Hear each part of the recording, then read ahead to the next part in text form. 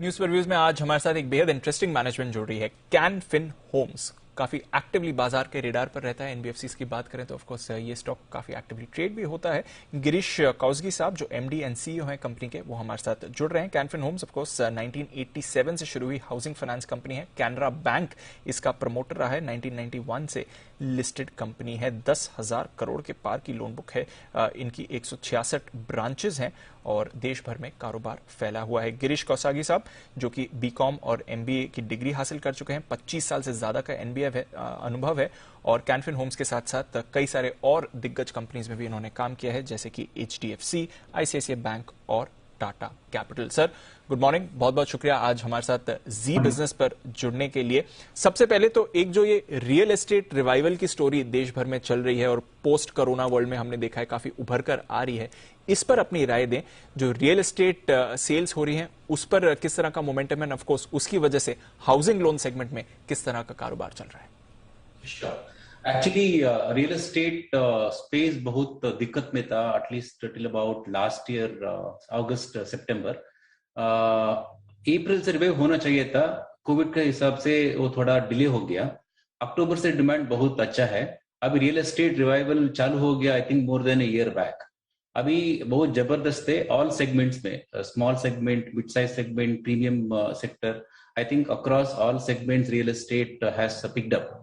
सो अभी बहुत अच्छा है। वो डायरेक्ट इंपैक्ट होगा हाउसिंग इंडस्ट्री के ऊपर, क्योंकि हाउसिंग इंडस्ट्री भी लास्ट अक्टूबर से बहुत जबरदस्त डिमांड है। अभी अभी आप देखो तो अफोर्डेबिलिटी स्टिल लो है, इंटरेस्ट रेट स्टेबल है और दोनों मोरेटोरियम और रिस्ट्रक्चरिंग का नो बाद एनपीए के ऊपर उतना इम्पैक्ट नहीं हुआ इंडस्ट्री को।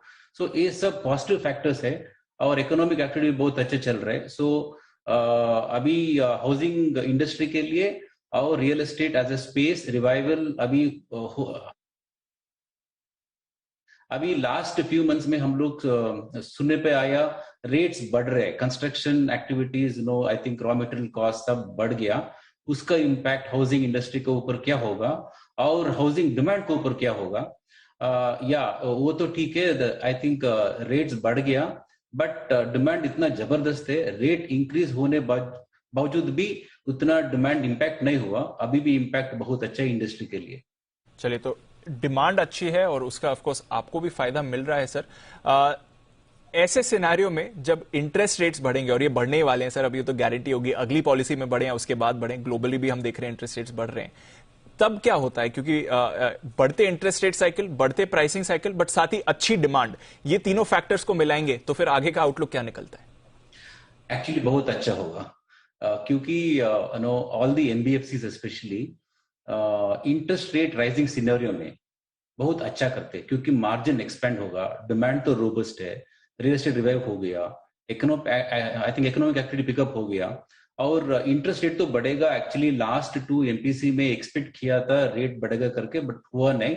आई थिंक नेक्स्ट एमपीसी और नेक्स्ट एमपीसी में रेट तो बढ़ेगा। रेट बढ़ेगा तो भी वो बहुत कम होगा, 25 to 30 बिप्स होगा। ये इंडस्ट्री के लिए अच्छा है और उतना फर्क नहीं पड़ेगा, क्योंकि अभी रेट इतना लो है। इवन नो रेट 0.3, 0.4, 0.5 तक भी बढ़ेगा अगले 2-3 क्वार्टर में, उतना इम्पैक्ट नहीं होगा। डिमांड अच्छा है, सो कंपनीज के लिए अच्छा है, क्योंकि better profitability no they will make better profit. अच्छा, कितना किस हिसाब से प्रॉफिट या ग्रोथ एक्सपेक्ट कर रहे हैं लोन ग्रोथ के लिए इस साल, नए वित्त वर्ष के लिए? कोई टारगेट है सर आपका FY23 में? Actually we are in silent period. मैं Q3 तक बात कर सकता हूँ। Q3 तक पिछले 4 क्वार्टर्स में Canfin 3 quarters all time high numbers किया। बुक डिसबर्समेंट और एनपीए बहुत स्टेबल था। सो ये ट्रेंड इंडस्ट्री के लिए कंटिन्यू होगा और कंटिन्यू होगा अगले 3 to 4 years at least. So trend बहुत अच्छा है। रेट्स तो बढ़ेगा, रेट एक्सपेक्टेशन बढ़ेगा तो है, तो ऑब्वियसली रेट तो बढ़ेगा। वो एक्सपेक्टेशन में आई थिंक कंपनीज ने बहुत अच्छा प्रिपेयर किया। एक्चुअली रेट्स कम हुआ तो थोड़ा दिक्कत होगा प्रॉफिटेबिलिटी को ऊपर कंपनीज को, स्पेशली एनबीएफसीज। रेट बढ़ेगा तो वो अच्छा ही होगा। डिमांड जबरदस्त है, ये कंटिन्यू होगा नेक्स्ट 3 to 4 years तक। ओके, तो नेक्स्ट 3 to 4 इयर्स के लिए तो अच्छा मोमेंटम बढ़ा हुआ है। सर, आपकी लोन बुक को अगर ब्रेकअप करें तो हाउसिंग फाइनेंस का कितना योगदान है, बाकी सेक्टर्स का कितना योगदान है, जरा थोड़ा इसके बारे में बताएं। हमारा पोर्टफोलियो में 95% होम लोन है। इसमें 90% इज प्राइमरी लोन और 5% टॉपअप हम लोग जो बोलते हैं, that is secondary loan given based on the primary security. So 95% home और 5% नॉन होम है। वो 5% में 4% लैप है और बाकी 1% लोन अगेंस्ट रिसीवेबल्स, फिर कमर्शियल प्रॉपर्टी फंडिंग, वो पूरा मिला के 1% है। सो ये हमारा पोर्टफोलियो का मिक्स है। अगले 3 साल में हमको नॉन होम को डबल करने का प्लान है। ओके, तो होम लोन्स पर ही ज्यादा फोकस है, बट थोड़ा बाकी एरियाज को भी ग्रोथ करने पर फोकस करेंगे। अच्छा, 2-3 चीजें और हैं सर जो आपकी कंपनी स्पेसिफिक है और काफी इंटरेस्टिंग है, बाजार हर बार जानना चाहता है। कुछ समय से पहले बात चल रही थी कि कैनरा बैंक अपना 30% स्टेक बेच सकता है, उसके बाद से कुछ अपडेट नहीं आया, तो इस पर अभी कुछ बातचीत चल रही है, कुछ अपडेट है, या सर ये प्लान अब साइड में कर दिया है? अभी कोई अपडेट नहीं है। I think last second time sales stake का न्यूज जो आया था वो फेल हो गया, उसके बाद अपडेट नहीं है। बात सर, क्योंकि आपके सेक्टर में ये चल रहा है और हम देख रहे हैं, पिछले हफ्ते की बात है, एचडीएफसी बैंक के मर्जर हुआ, उससे पहले आईडीएफसी फर्स्ट बैंक का मर्जर हुआ। तो अब सवाल नेचुरली वही बनता है कि क्या कैनरा और कैनफिन होम्स भी मर्जर एक्सप्लोर कर सकते हैं? जिस तरह से अब बातचीत चल रही है, आरबीआई ने भी ढील दे दी है, क्या ये आगे एक पॉसिबिलिटी बन सकती है? Extremely sorry, I won't be able to comment. But अभी एचडीएफसी बैंक एचडीएफसी क्यों मर्ज हुआ उसका एक जबरदस्त कारण है। आई थिंक अभी 3-4 रीजंस चल रहे हैं, but there be some reason behind it.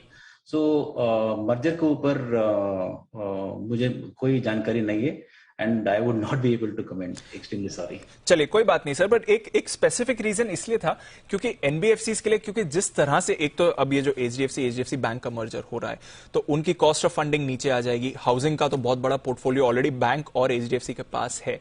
बाकी एनबीएफसी को भी जिस तरह से बैंक्स हाउसिंग एरिया में, रिटेल एरिया में अपनी प्रेजेंस बढ़ा रहे हैं, एनबीएफसी को कॉस्ट ऑफ फंडिंग में थोड़ा नेगेटिव इंपैक्ट उसका आ सकता है, क्योंकि बैंक्स के पास ऑब्वियसली बेटर एक्सेस है। तो इस हिसाब से आगे का सिनेरियो कैसा रहेगा अगर बैंक्स की तरफ से कंपटीशन बढ़ता है हाउसिंग लोन में? Actually, I think about a couple of years back, जो आरबीआई ने एनबीएफसी को बैंकिंग लाइसेंस का डिसाइड कर रहा था, आई थिंक व्हाइट पेपर लेके आया। वो टाइम पे I think couple of NBFCs, no I would not want to name, they were not keen to convert to bank. So आज का तारीख में भी लॉट ऑफ एनबीएफसीज ऐसा है क्योंकि they don't want to convert to bank, क्योंकि वो निम्बलनेस, वो दैट अग्रेशन, वो समवेयर छूट जाएगा। So nothing right, nothing wrong. So I think दोनों स्ट्रेटेजी वर्क होगा। One is merger and number 2 non merger also, independent entity functioning उसका field में दोनों वर्क होगा। So it all depends on outlook of the group. So क्योंकि बहुत बड़ा 2-3 industry groups ने मना कर दिया, और may be I think not directly, indirectly, that they are good to continue as NBFC and bank को कन्वर्ट करने का इंटरेस्ट नहीं है करके। सो वो दोनों है। I think nothing wrong, nothing right, it all depends on the vision and outlook of the entire group. Clear है सर, बहुत बहुत शुक्रिया सर हमारे साथ जुड़ने के लिए और पेशेंटली सारे सवालों का जवाब देने के लिए। कुछ और सवाल भी थे, बट जैसे आप कह रहे हैं नतीजों के बाद ज्यादा क्लैरिटी इस पर मिल पाएगी, तो जब आपके नतीजे आएंगे तो एक बार फिर से आपके साथ जरूर जुड़ेंगे सर। पर आज के लिए बहुत बहुत शुक्रिया हमारे साथ जुड़ने के लिए और बाजार पर और अपने कारोबार पर अपनी राय देने के लिए।